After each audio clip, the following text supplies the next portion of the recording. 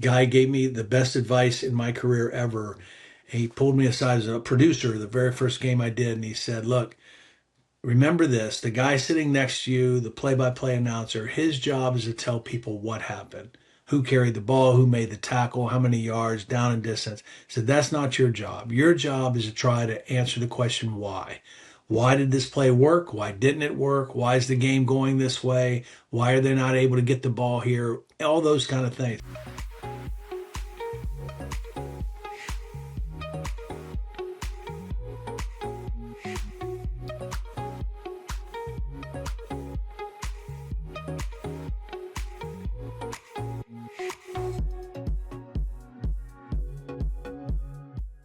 Welcome back, or welcome to Y Option. I am your host, Yogi Roth, and I'm extremely excited for today's guest. It is Todd Blackledge. That's right, the voice of NBC in college football. He also does NFL games for them. And I can remember Todd Blackledge from way back in the day, calling games in the Big East. He's had an illustrious career calling college football playoff games, national championship games, and now, as I mentioned, working for NBC.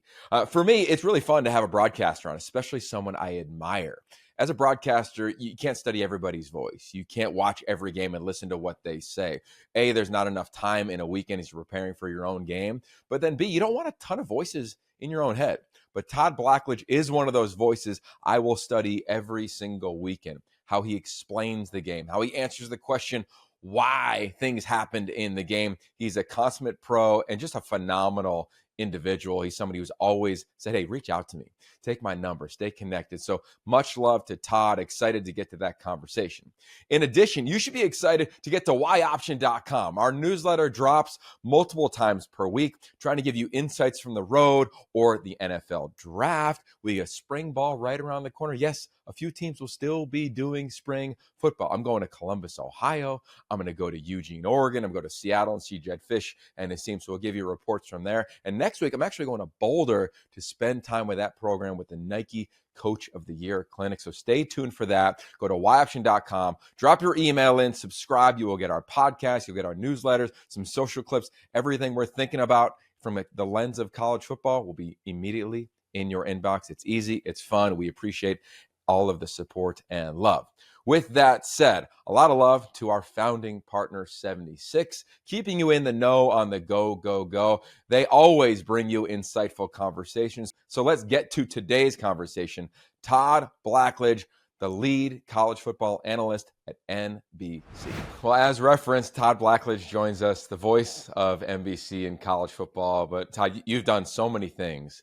I can remember watching you as a kid growing up, and I remember you calling games with my dear friend, guy you consider family, Ted Robinson, back in the Yeah. Big East days. Yeah. I'm curious now, here we sit in the off season.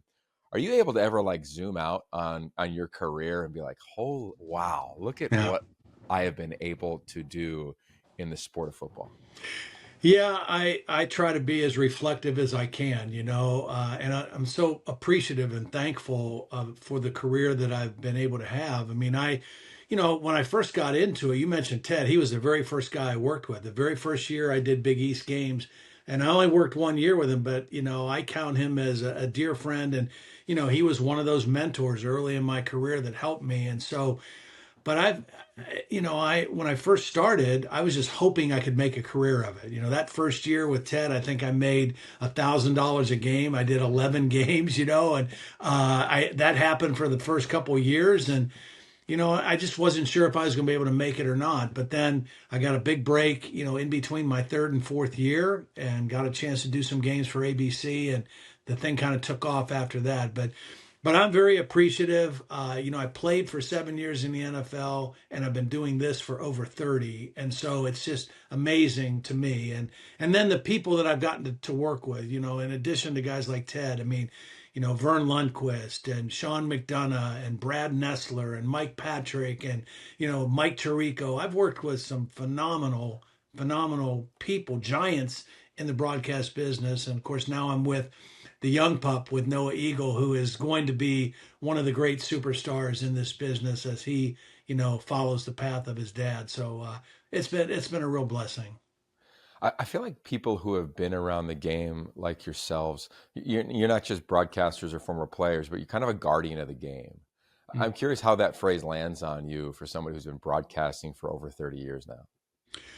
Well, I don't know. I don't know if I'm a very good guardian because it's so different now, right? I mean, there's so many things that have, changed the landscape of college football. But I love the game. I'm passionate about it. I consider myself a fan of the college football game, not just somebody who works in it and broadcasts it. So it is very important to me, and the way I do my job is very important to me. I want to prepare every game the same way, the same amount of detail and attention. And then also, when I call a game, I mean, I want to be honest and give my opinion, but I don't want to tear anybody down, whether it's a coach or a player. I know how difficult it is to do both. And, I just try to really be as positive as I can, but also as honest as I can in the way I do my job. Yeah, I want to lean into that a little bit.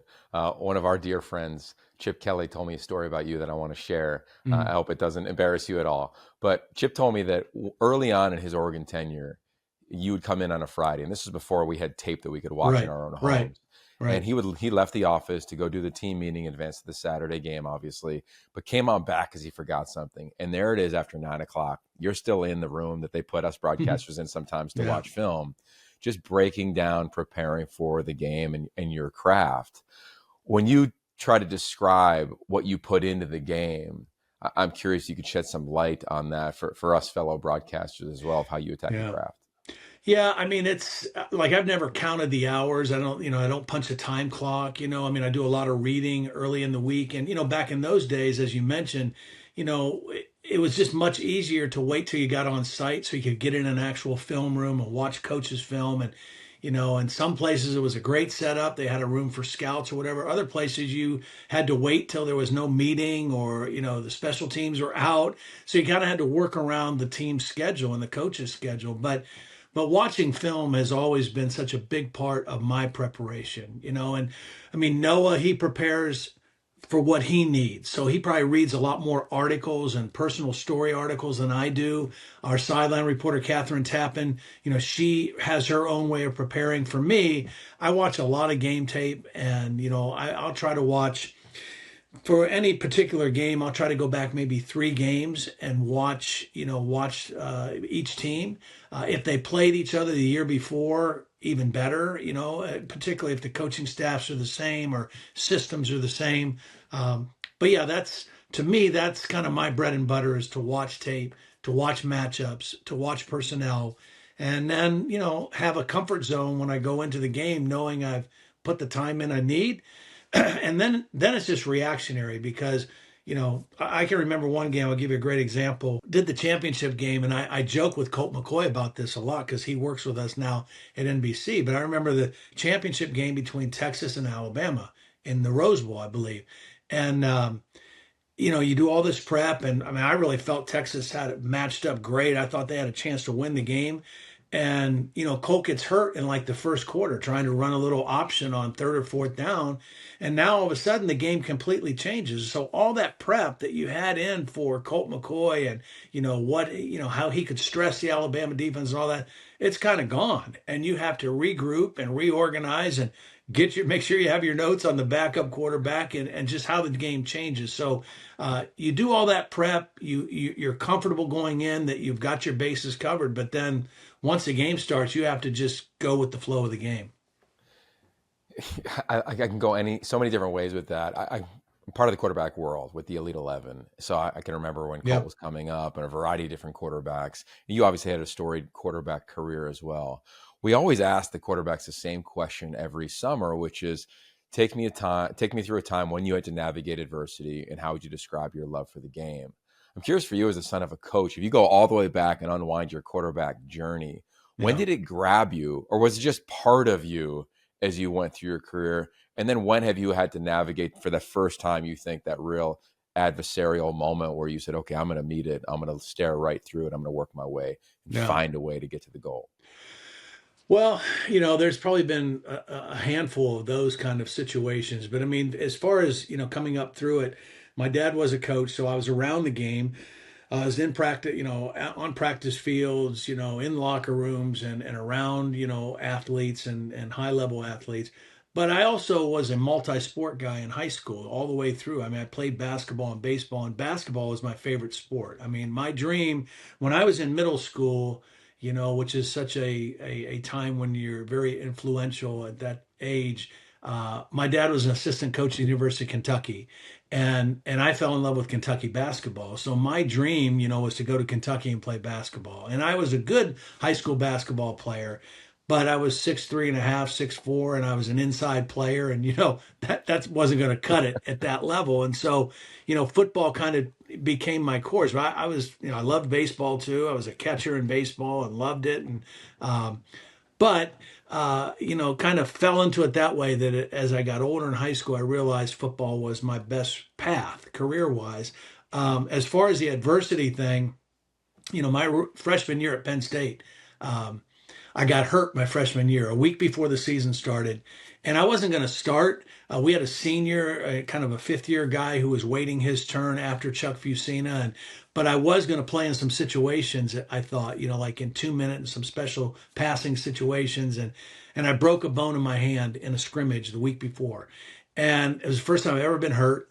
And I really kind of felt sorry for myself because the team was going on and preparing for the start of the season, and I felt kind of left behind. And so I had to really work through that, just kind of not being a part of the team, on the team but not a part. Came back at the end of that year, and it was a redshirt year then, and practiced on the scout team for the bowl game and those kind of things. And then going into my sophomore season, I was battling for the starting job.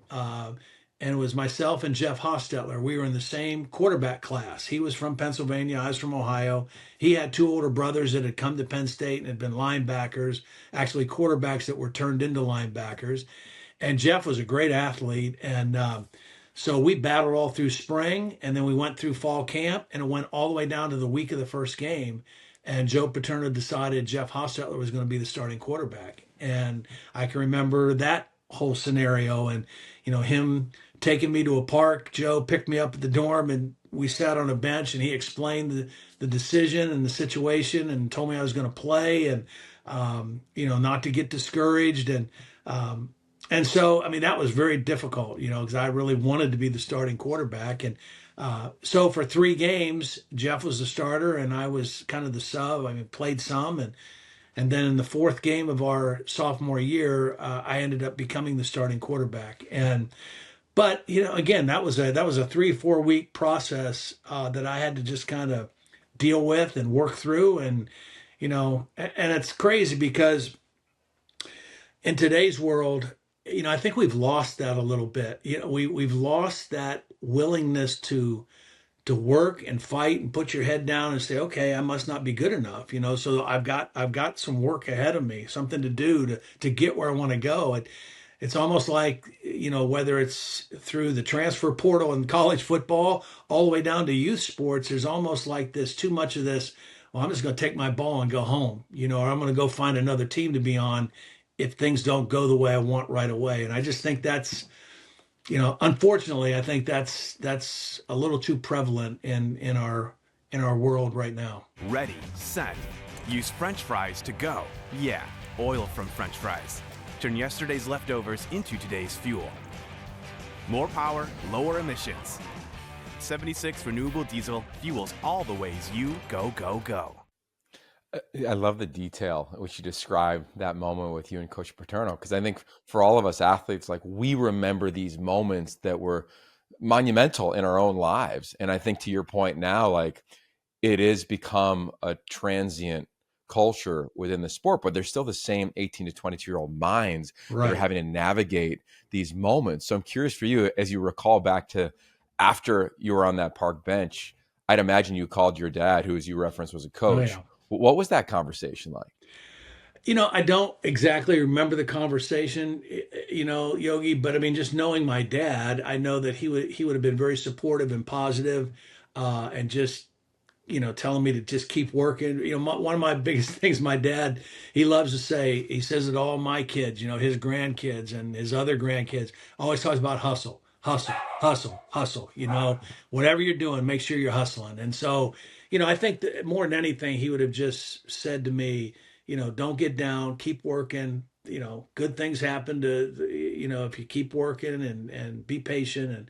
And sure enough, it did. And you know what? Things worked out great for Jeff as well. I mean, Jeff transferred to West Virginia at the end of that season, ended up having a great career at West Virginia, won a Super Bowl with the Giants, so, it worked out in all respects. But I can remember this too, Yogi, not to bore you, but at Penn State, and this was unique. I've never been to a practice anywhere in college football that does this, but back in those days, all the first string through third string offense and defense had a different color jersey. So we didn't have numbers on our jerseys, but if you were first team offense, it was a light blue jersey. First team defense had a dark blue jersey. Second team offense had green jerseys. Second team defense had red jerseys. Third team offense had, I think, yellow and maroon on defense. So I mean, it looked like a circus on the practice field early in the year. So, but I can remember, the reason I bring that up is, I remember when I walked in the locker room the Monday of week 4 of the Missouri game. We were getting ready to go play Missouri, and there was a light blue jersey hanging in my locker. And that was the first time that jersey was in my locker. And so, I mean, as heartbroken as I felt, sitting on that park bench with Coach, there was a completely different feeling when I walked into my locker room on Monday before that week 4, and then through my career, I had different moments that I had to navigate through tough times. I threw a key interception against our arch rival Pitt with 40 seconds left, that sophomore year when I became the starter, and we lost 14-9, and, just the agony of that feeling.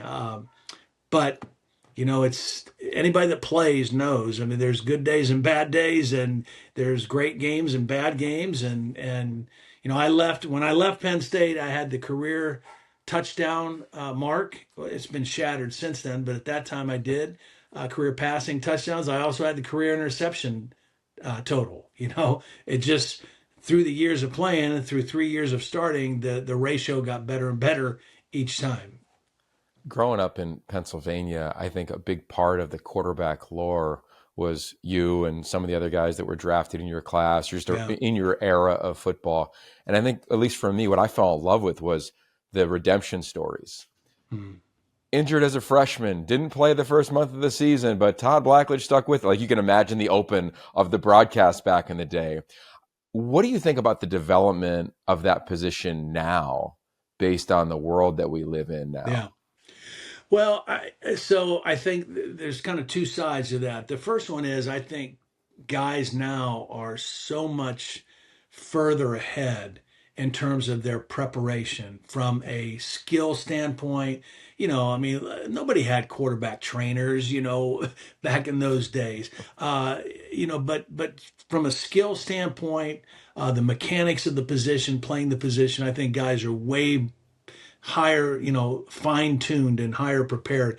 And even from a mental standpoint, and their understanding of the game, their understanding of defenses and recognition of defenses, partly because of systems that they play in high school, partly because of, camps like Elite 11 or 7-on-7 leagues, or all those different things.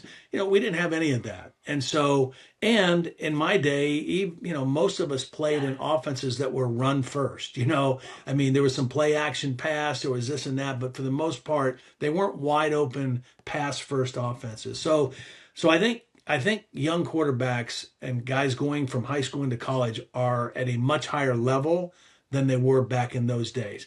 But again, I get back to that, the mental toughness, the willingness to kind of suck it up if things don't go well right away, and fight through that.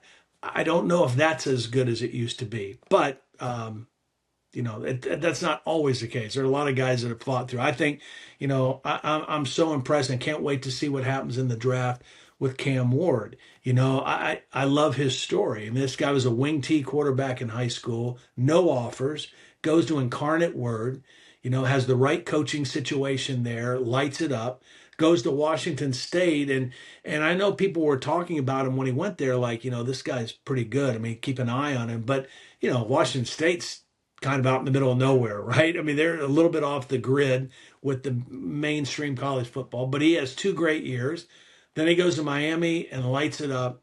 And when you watch him now, I mean, the guy, I'm assuming he's going to be the first quarterback picked in the draft. And I think he's got a chance to be a great pro, but certainly he's had to battle through that and people doubting him, questioning whether he could be a quarterback, play at the highest level. And, he's kind of shown through all of that.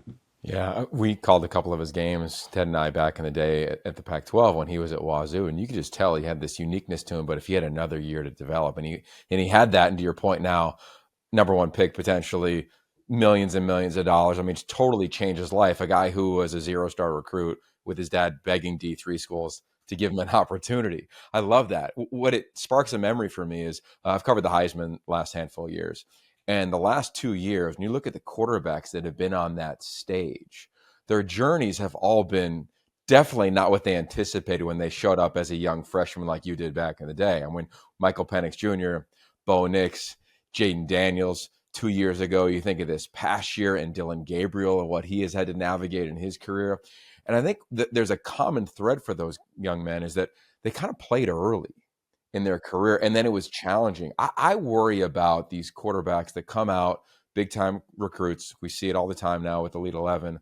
And now because of the portal, a lot of these elite quarterbacks aren't necessarily getting a ton of offers. Like we had an Elite 11 quarterback 2 years ago, Todd, that ended up having to walk on to a Power 4 school just because of like, hey, we're going to go get a couple transfers. And I just think that the development in high school is elite, to your point. But I wonder about those first 2 years in college and not the coaching, but of the player in their community saying, let's go develop. Because when I kick out of this thing, God, I'm going to have a great opportunity. And I wonder if moving forward, it'll be like, let me go play at La Tech as a freshman because I will play and then transfer. Or, hey, I'm going to go sit and learn. I'm so excited for this year in the Big Ten for Dante Moore and Austin Novosad. Right. What will that battle be? I'm going to do their spring game in a month and a half or so. These are two guys who are big-time recruits. Dante takes the path to play. Austin takes the path to sit. And now they're going to battle, and one will likely emerge as the starter. And that will be a developmental approach. Whereas I hate when the portal hits and I see first-year quarterback dipping immediately. I know. You just don't get a shot. Yeah. Yeah, that's different. I mean, that is certainly different. And, there's good stories out of that. There's not so good stories out of that. But I agree. I think it's going to be fascinating to watch, even in the Big Ten this year. I mean, you look at the quarterback stories in our league. I mean, there's some fascinating side stories to all these guys. You mentioned the guys at Oregon. I mean, I look at, like Dylan Raiola. So he played right away, right? And showed flashes of being great, but he also took some serious lumps, and showed himself as a freshman, and didn't play on a great team. And so how will he be in year two? Drew Aller is probably the most seasoned, the guy that everybody's pointing to and says, he's the best in the league. But I think he needs to take another step in his development, right? So this will be his third year as a full-time starter. He's got a couple running backs back. They should be good up front. They still have questions at wide receiver, but he needs to take a step up. He took a step last year from his first year, but now he's got to find a way, number one, to beat Ohio State, and they've got to win the games that they're maybe not supposed to win. You look at Penn State last year, they made it all the way to the Final Four in the playoffs. They lose 3 games, and all 3 games they lost were to teams that were either as good or a little bit better than them on paper. They lose to Ohio State at home, Oregon in the Big Ten championship, and Notre Dame in the playoffs. So, they got to find a way, and he's got to find a way to get them over that hump. But he's certainly incredibly talented. But I mean, I think Luke Altmaier is a great story. I mean, he's a guy that transferred from Ole Miss, maybe because of Jackson Dart, whatever. But he's gotten better and better each year. You know, he was much better last year than he was the year before. Now he has a chance to be a third-year starter, and I think Illinois has a chance to be sneaky good in the league. You know, so he's an interesting guy to watch, and yeah, there's just all kind of ones. You know, I look at this. I've never seen tape of this Mark Gronowski kid who's going to Iowa, but I do know what I saw Max Brosmer do at Minnesota last year, coming from a smaller school. Here's a guy coming from South Dakota State, highly decorated, going to Iowa, and Iowa just they've just been missing quarterback play. You know, they're so good on defense, and they typically can run the football, and they're typically good up front, but they just missed out on quarterback play being a little bit better than average. And so it'll be interesting to see how he does. But anyway, lots of great stories in the league this year. Okay, speaking of a great story, I got to hear this one from you. Take us through like the production of the final moments of Oregon, Ohio State in Autzen. We all have watched it 100 times. I watched it with Dylan Gabriel, like in a film room in advance of the Big Ten title game. But how are you navigating it as a color analyst, producer in your ear, talk back, fully alive, got know who you're looking at, 12 men on the field? Can you take us through the dynamics of the last 30 seconds of that ball game?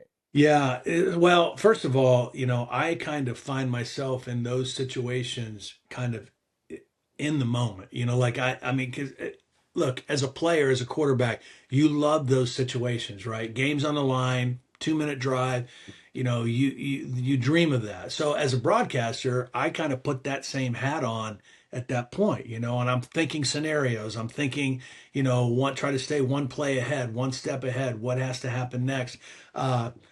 And really, you know, a good producer is not going to be overly talking to you in that situation. He's going to listen to you, you know, he's going to listen to us and follow us in that.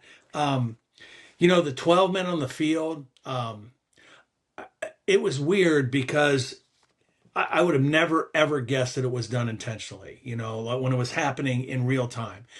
The only thing that stood out to me, I did notice this, was that we caught a camera shot of Lanning talking to Tosh right afterwards, and he wasn't like yelling at him. Like there was not this anger, like, what are we doing? How did we have, you know?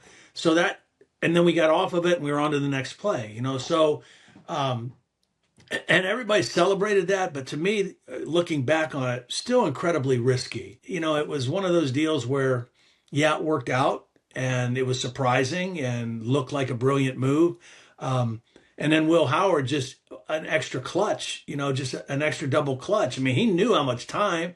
I mean, you know, he was a smart guy. He's a veteran guy. When he took off running, he knew it was close, but it was that extra hitch before he took off, I think, that lost him the time and, you know, made the difference in the ball game. But I mean, again, there's a great story of overcoming adversity, right? Biggest game of the regular season, they lose, he makes an error. Okay, he has to live with that. He has to earn it, you know, to own it. And then he comes back and plays lights out all the way through the playoffs and great in the championship game. And they win the national championship. So tremendous story for him too. Yeah, it was beautiful. After the Rose Bowl, we were on the field together, and he said that he was laying in the indoor facility when they landed from Eugene and just spent there by himself. You can imagine that moment as a former quarterback yourself. And I love the detail on the broadcast. I'm the same way. 2-minute drill, like I'm playing quarterback. Right. Like let's predict, let's go. Like you don't want to hear anything. You're telling them what replay and how to navigate it. So that's really cool insight. You know, here's a part of why I'm like this. And I don't know if you ever had any dealings with him or not, but and I only played for him for 1 year, but for 1 year when I was in Kansas City, we had Homer Smith as our offensive coordinator. And then he was only 1 year in the NFL and he went back to college. You know, he was at UCLA for a long time. He was at Alabama and was an interesting guy. I mean, brilliant mind, but kind of like a nutty professor. You know, he would not sure which floor to get off on the elevator, you know, but I mean, he could break down everything. And he loved and even wrote books on clock management. So we would go to stay at a hotel on Saturday night on the road or at home.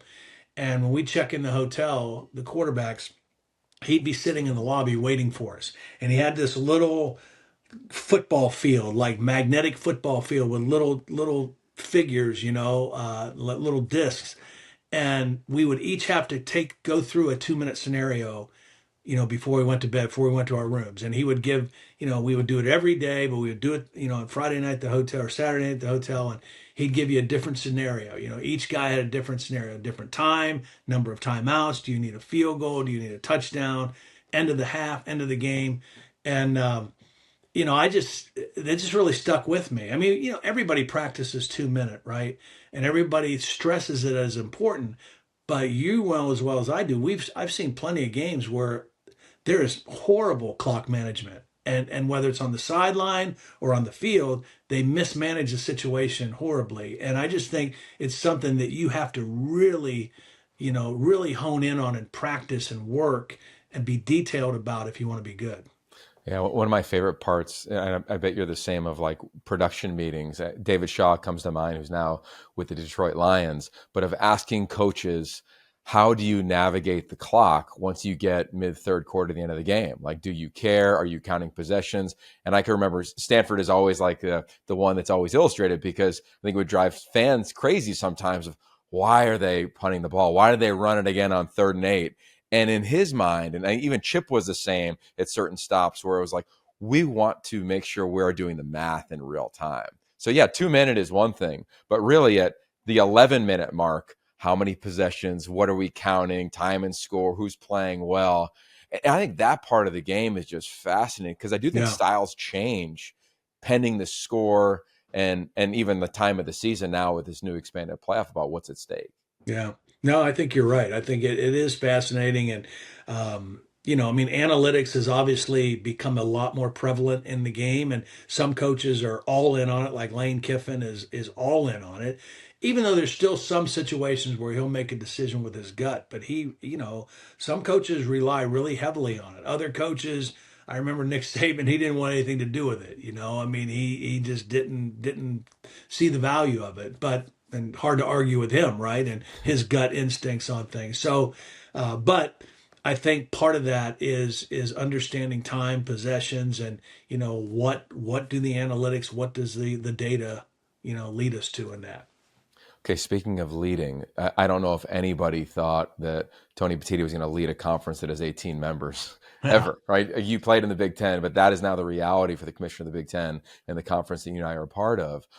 When you look at the 4 additions this year and the landscape of the league, I'm curious, for someone who played in it back in the day, you covered it over a variety of different stops in your illustrious career, Todd, and now you just saw year 1 with 18 teams. Yeah. How did that land on you this past season? Well, first of all, it was, as a fan and just, a Midwesterner, I mean, it was certainly odd, but as a broadcaster, I loved it. Because it immediately improved our schedule and the opportunity, for picking games, not just for us, but for all 3 networks. I think all 3 networks benefited from the addition of those 4 teams. Now, it also helped that Oregon was an elite team this past year. USC, I think everybody expected to be, a team that was going to be in the mix for it down the stretch, and it didn't play out that way, but they're still a huge brand. And there were still a couple great games. The Penn State at USC game that went into overtime was a great football game and a great TV game, So I think it was excellent in terms of adding value to the league, adding value to the TV options for all 3 networks. When I signed up to come to NBC, I certainly didn't envision making 4 trips to the West Coast, but I did last year, But I mean, look, Oregon was great. Washington, we caught them a couple really good times. We had the Washington-Michigan game, and, Seattle is an awesome place, an awesome venue for college football, when they're playing well, and that place is full and loud. So we had a great evening there. And, and then USC and UCLA, I mean, USC at times looked really good. UCLA had their moments. So hopefully going forward, all 4 of those teams will continue to be major players in it. But I think it makes for interesting matchups. It makes for good TV, just a lot more travel. Yeah, a lot more, a lot more travel indeed. When you come out to LA, I want to make sure I take care of you next time. If I happen to be here, All we got to make right. sure that we connect in person. Okay, before we let you go, I got to end on this with you because you've worked at a bunch of really powerful places. You call national championship games, you've called playoff games. You're working now at NBC calling their biggest game. You've done NFL games in Brazil, for crying out loud. Of all the places you've worked and all the things you've seen, I'm curious, is there a common red thread among the craft of broadcasting that is common, regardless of era, regardless of network, regardless of country of where the game is played? Hmm. Well, I think that the common thread, at least the one I adhere to, is it's about the game. It's not about the broadcast or the announcers. It's about the game. And you owe it to the game, you owe it to the audience to be as well prepared as you can. And my whole thing, and I learned this the very first game I ever did. Guy gave me the best advice in my career ever. He pulled me aside as a producer the very first game I did, and he said, "Look, remember this: the guy sitting next to you, the play-by-play announcer, his job is to tell people what happened, who carried the ball, who made the tackle, how many yards, down and distance." So that's not your job. Your job is to try to answer the question why. Why did this play work? Why didn't it work? Why is the game going this way? Why are they not able to get the ball here? All those kind of things. And so my whole career, I've tried to do that. Just answer the question why. I can't do it every play, but I try as often as I can. And I try to say it in a way that my wife would understand too, So it's not just somebody like you or me or a former coach or former player that gets what I'm saying, because our audience is much broader than that. And so answer the question why and say it a way that's easy to digest and understand. And to me, that's kind of been my gold standard of how I do my job. Yeah, you've done it. It's been a joy watching you throughout my career. You can't study everybody. You don't want to have a million voices in your head as a broadcaster, but I really have enjoyed studying your craft, and you've been so Thank you. gracious with me. It's been amazing, man, getting to know you from pit games back in the Yeah, day with EJ that's right. Borghetti to now. Looking forward to seeing you at media days. If you make your Yeah, way out here in spring football, please let me know, man. I will, man. Look forward to getting caught up with you in LA. You got it. There it is. Todd Blackledge. Thanks for the time. It's the Afterglow. Yogi Roth, joined by Jim Thornby. As always, that was Todd Blackledge. Every one of our conversations are presented by our founding partner, 76, keeping you in the know on the go, go, go. All season long, Todd is going, whether it's in Brazil for an NFL game or Eugene for a college football game or Happy Valley. I mean, he's all over the Big Ten. He is one of the premier voices in the sport of college football, Jim. I've known him over the handful of years, from a player to a broadcaster. I mean, among all the guys at the top of the profession, he's as kind as any. And the best ones are, right? Him, Herbstreit, Reese, Fowler, like you name it. He's the same way. Love that we got him on the show. Curious your takeaways from Todd Blackledge. Well, you talk about just like the lifetime of college football. That him winning the national championship with Penn State, beating Herschel Walker in Georgia, that is the first college football game I can ever remember watching, Ooh. like live. I don't remember literally anything about the game other than I remember just like, because we were living in Georgia at the time. And I just remember like hearing the name Herschel Walker. I was like, oh, and then this other team came in and beat him, and I was like, oh my god, who is this guy? Like, so like that part has already been, that's over 40 years ago now. So, and then to him being that voice of college football for over 30 years at this point as a broadcaster. Love the Homer Smith reference in there. I'm wearing my Arizona t-shirt right here. He was the offensive coordinator my junior and senior year at Arizona under Dick Tomey. The two of them going back in the day when they were both assistants at UCLA together. So there's a nice little West Coast tie with Homer Smith.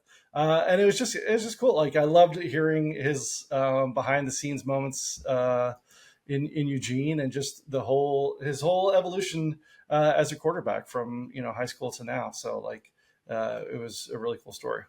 Yeah, he's got so much depth to him.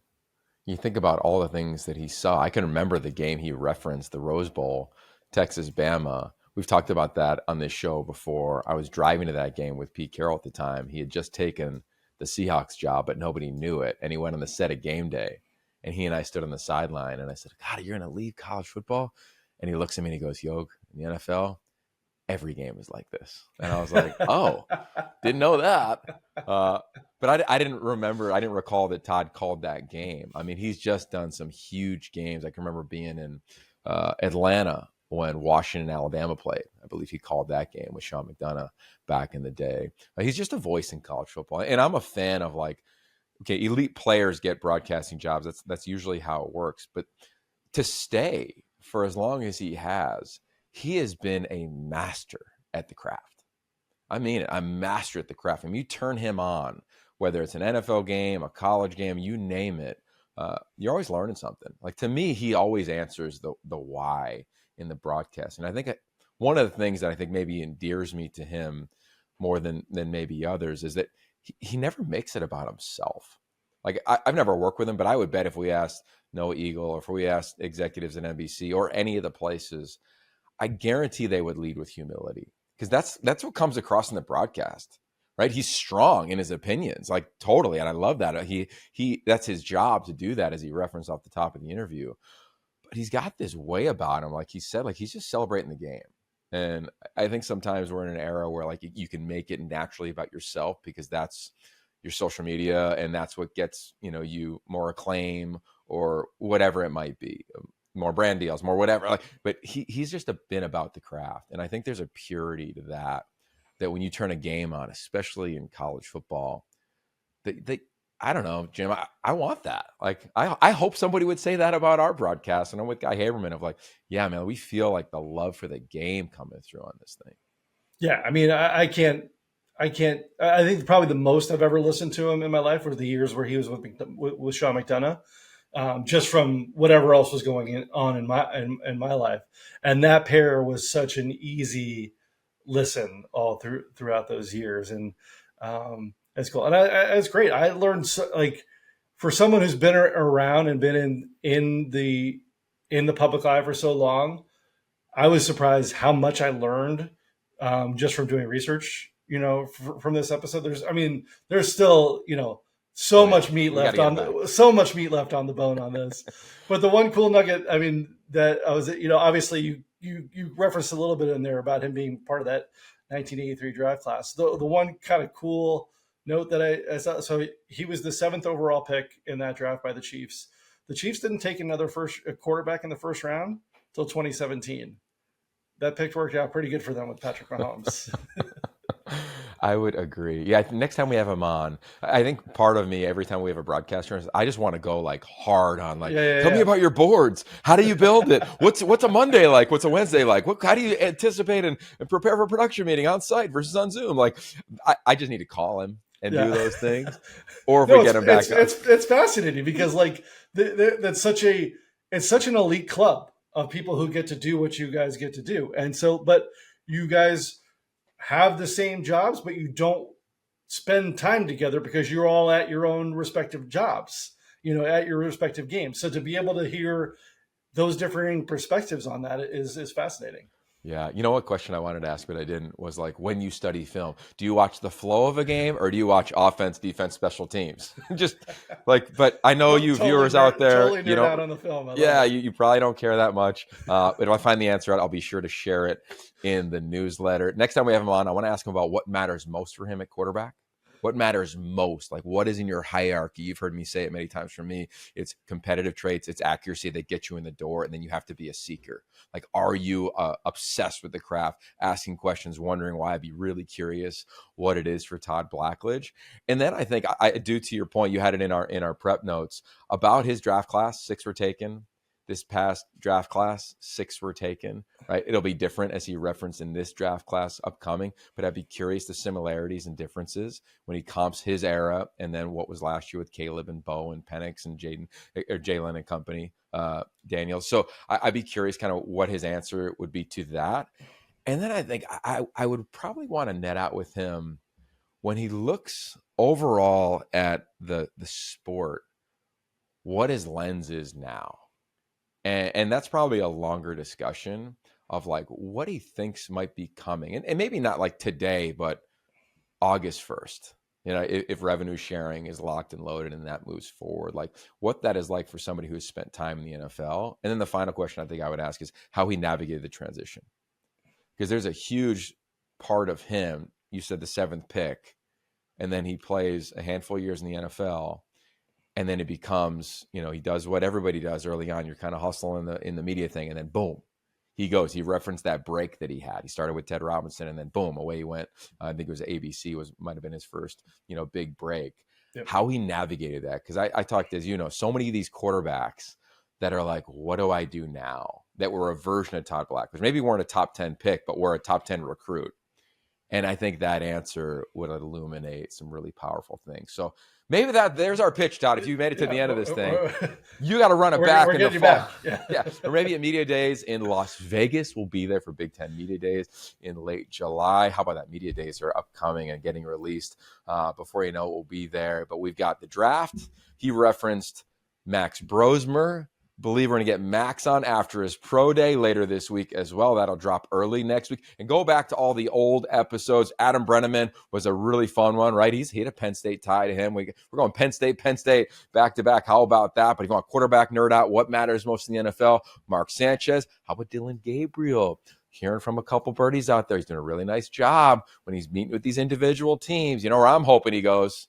Where I'm going for Media Days, if you want to put that one together. That's what I hope, just because I'm a huge fan of him. And you know what I think about Coach Carroll and company. So there it is for today. Hope you enjoyed the episode with Todd Blackledge. Share this one with a friend wherever you are in the Big Ten country. Learn from one of the most powerful voices and influential voices in your conference. If you're a college football fan, you know Todd Blackledge because he's just awesome and he's been around for a long time. And if you want college football from the West Coast, subscribe to us. YOption.com. Cannot wait to get back at it. I'm going to go dive into some spring prep. Jim, I'm actually today dedicating my day to Illinois and studying their schemes on both sides of the ball. So maybe we'll have a little update on that next time we come on here at YOption.com. Thank you to 76. Thank you to Jim. And of course, Todd Blackledge for your time. Lots of love to all of you. Stay steady. Peace.